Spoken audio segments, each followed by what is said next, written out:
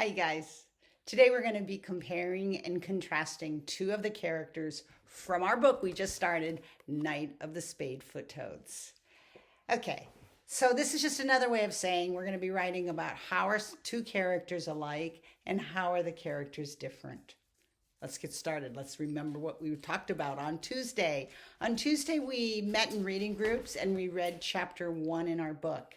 And then we decided that there were about 4 or 5 main characters that we had met. Mrs. Tibbetts, Ben, Ryan, Frankie, and Jenny.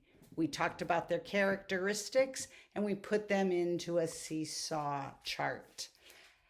What now you have to do is you have to pick 2 of those characters and you have to write a paragraph about how they're alike and how are the 2 characters different.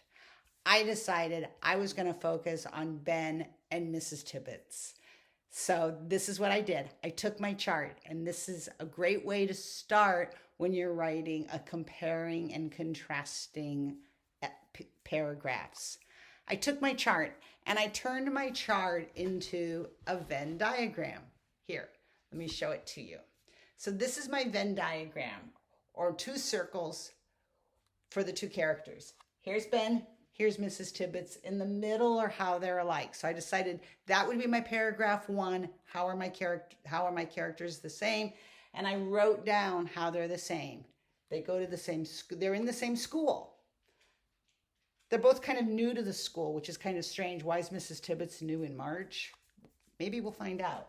They're new to the school. They both seem a little different. Ben's different because he's from Arizona, and Mrs. Tibbetts is different because she just wears hiking boots and likes snakes and just doesn't seem like the normal teacher. She was even late to class. So she seems a little different. They're both the same because they really love snakes, and they're both the same because they seem to really care about animals. That's how they're the same so far. Now I thought, how are they different? What's one like that the other doesn't have? Well, that's a lot easier. There's a lot of ways they're different. And so, oops, sorry about this. So this is the way I thought of how they're different. Ben's from Arizona. He's 10 years old. He's a kid. Big way he's different than Mrs. Tibbetts. He also knows a lot about reptiles, all kinds of reptiles. He talked about geckos in it. He talked about different flying snakes. He's rattlesnakes. He's really into it. Mrs. Tibbetts, how is she different than Ben? Well, number 1, she's a woman. He's a boy. She's old. He's young. She's got gray hair. I don't think Ben has gray hair. She's a teacher. He's a student. She seems kind of strict. Ben doesn't seem like he's a strict kid or mean kid per se. And